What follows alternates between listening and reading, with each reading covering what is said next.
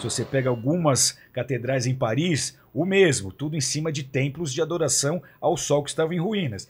Como o Lamartine bem colocou, a gente tem a história do domingo.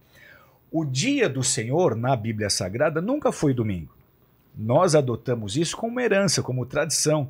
Mas o dia santificado de Deus nas Escrituras, que é o quarto mandamento entre os 10, é o sábado. Ué?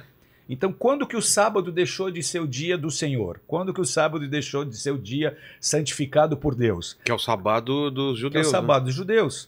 Mas isso é mandamento. Então, o dia do Senhor é o sábado. Só que aí você vê que o dia preparado pelo paganismo para ser o dia do Senhor é o culto ao sol. É o Sunday. É o domingo. Então esse é o dia do sol, esse é o dia do domingo. Então até essa mudança ocorreu. E o que a gente vê ali? Invalidada essa observância bíblica original desse quarto mandamento que santifica o dia do Senhor como sábado. Então até nisso a igreja foi deformada. Hoje, se perguntarem aos cristãos qual que é o dia do Senhor, a maioria vai falar domingo. Por quê? Porque é o dia que nós nos reunimos nas igrejas, são os dias dos nossos principais cultos. Mas se você for avaliar a história bíblica e você for considerar o mandamento, o dia do Senhor é o sábado. Então nós não podemos e não precisamos ir para um extremo de dizer, não, então vamos mudar os nossos cultos, vamos fazer tudo de culto de sábado. Não é isso. Quando isso também foi objeto de grande divisão no meio da igreja primitiva, quando os gentios passaram a se converter a partir da igreja em Antioquia, eles foram chamados de cristão e eles começaram a discutir quais os mandamentos que eles deveriam cumprir. Entendeu? Então, lá em Colossenses capítulo 2, Paulo deixa claro que algumas ordenanças que eram para os judeus não deveriam ser impostas para os gentios. Dentre estas, as festas de luas novas e sábados. Então lá está deixando claro que eles não teriam que cumprir a adoração no sábado. E a igreja primitiva, principalmente gentílica, ela começou a se encontrar no domingo. Agora, o que ele falou é verdade. Eu sempre digo para a igreja, eu na minha vida, pastor, você impõe o sábado para as pessoas? Não. Porque para mim o sábado também representa Cristo. Mas eu guardo o sábado para mim. Eu e a minha família, o sábado eu separo para Deus. Nós temos na igreja tanto celebração de sábado quanto de domingo. É que ficou tão vinculado a domingo, dias Mas do aí culto, que tá, né? o que ele está falando é verdade, porque o sábado um dia vai retornar. No milênio, por exemplo, vai voltar o sábado. Então, em nenhum momento Deus tinha como, vamos dizer assim, visão que a igreja mudasse o sábado para o domingo. Mas ele não impôs sobre ela essa questão. O apóstolo Paulo deixa claro isso em Colossenses 2. Mas qual é o dia do Senhor? É o sábado. Porque uma das perguntas que me fazem, mas espera lá, os 10 mandamentos são válidos para hoje? São. Mas e o sábado? Aí você tem que fazer um malabarismo teológico para você não dizer isso. Então não é uma imposição, porque para Deus o conceito de você pode consagrar a Deus todos os dias, mas o sábado é o dia que Deus escolheu. Isso não dá para não dizer isso, entendeu? Na verdade, Jesus abordou a questão do sábado de maneira a flexibilizar bastante a nossa compreensão, porque o sábado é muito mais um conceito. Isso. De você é o descanso. Você ter tempo de descanso com Deus. Por que Deus descansou no 7º dia? Então não é que você tenha que fazer o culto de sábado. Você pode fazer de segunda, de terça, de quarta, não é tem, isso? né? Por que Deus descansou no 7º dia? Ele não precisa descansar. A Bíblia fala que ele não dorme. Então o sábado não foi dado por benefício de Deus. O sábado foi estabelecido por benefício do homem. Então o homem precisa entender a sua necessidade de descanso, mas não é só o descanso pelo descanso. É o descanso para estar com Deus. Então o conceito sabático precisa estar impregnado no coração de cada cristão.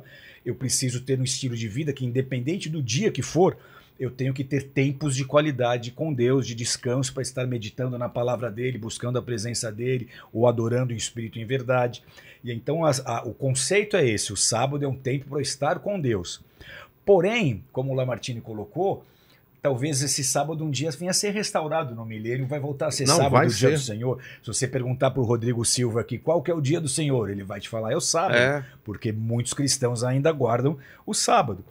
Então nós não vamos criticar um ao outro, vamos respeitar as posições doutrinárias, mas se você for avaliar a base da Bíblia e do mandamento, a gente tem essa história. O dia do Senhor era o sábado, e o mitraísmo e toda essa miscigenação de doutrinas acabou tornando o domingo o dia que a gente celebra. Então a gente não vai mudar os dias de culto, mas a gente tem que ter esse entendimento. Qual que é o dia do Senhor? É o domingo? Não, não é o domingo. O dia do Senhor é o sábado. Isso que ele está falando, eu acho que é muito legal. Desculpa estar te interrompendo, a tua explicação está maravilhosa. A gente está junto aqui.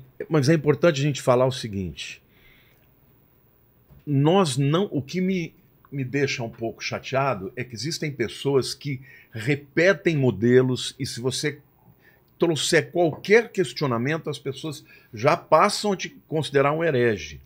O que ele falou é verdade, porque o sábado representa Cristo. Ele é o nosso descanso. Agora, se você pegar do ponto de vista fisiológico e científico, está provado. Até mesmo o ciclo circadiano, você precisa de dormir, você precisa de um dia na semana para você parar tudo, para que você possa recuperar, fazer com que a tua adrenalina ela baixe no teu cérebro e no seu corpo e você descanse. Se você não tiver um dia para você parar, você simplesmente não vai descansar e vai ter problemas de saúde ao longo do tempo, estresse e tudo. E Deus estabeleceu isso não para si mesmo, mas para o homem. Agora, o que ele falou é perfeito, porque tem que ser um tempo separado não só para você dar um número de passos como os judeus, não, para que você possa separar esse tempo para Deus. Então, por exemplo, sábado, chega no sábado, eu em casa, eu e a Lilian, a gente só ouve coisas de Deus. Eu vou para o meu piano, eu faço um tempo de adoração, de live. Por quê? Porque eu falo para Deus, Senhor, eu não entendo algumas coisas em relação a isso, mas eu estou te consagrando essas horas do meu dia para o Senhor. Agora, isso não quer dizer necessariamente que uma pessoa que trabalha no sábado ou não no meu caso, que surfa, anda de moto, descansa com a família. Não pode separar para Deus. Sábado é dia de pegar onda, é dia de passear, descansar com a família. Eu não guardo sábado nem desse jeito que o Lamartine está fazendo, de parar para meditar, buscar Deus. Eu gosto. Eu não tenho essa cultura, mas eu tenho o princípio sabático. Eu entendo a importância e a necessidade do descanso e do descanso para se renovar em Deus, e em tempo de qualidade na presença de Deus, independente do dia da semana que for. Outro ponto importante da gente dizer é que essas filosofias pagãs, elas formam a base para o culto dos Illuminatis hoje. E ela indica a importância desse sol como símbolo dessa divindade satânica. Então, por que até hoje, nas sociedades secretas, você tem adoração ao sol e adoração à lua? Se você entrar numa loja maçônica, o que você vai ver em todas as paredes de fundo de uma loja maçônica? O olho que tudo vê, o sol e a lua. Então por que isso ainda está presente nas sociedades secretas? É a falsa religião que nasceu com Semíramis e Tamuz e Nimrod e que vai até o final dos tempos. Você vai para o livro de Apocalipse e você vê que a Babilônia está lá também. Porque os seres humanos morrem, mas principados e potestades não. Então os mesmos principados e potestades que estavam lá, eles continuam agindo hoje. Mas por que essas potestades, por que eles através de... Por que não a imagem deles e sim lua e sol e outras coisas? Porque seria muito mais fácil para você convencer alguém a adorar uma entidade com uma imagem bonita, bela, usando coisas que remetem ao Criador, à natureza, do que você botar um demônio com chifre e um tridente e falar, me adore. Entendi. Não, e depois é muito mais seguinte, fácil eu chegar para você como um anjo de luz do que eu chegar como um ser todo deformado. O sol ele é fundamental para a vida. Não é? A lua também. Ela controla marés. O sol ele traz o poder do calor, da fotossíntese.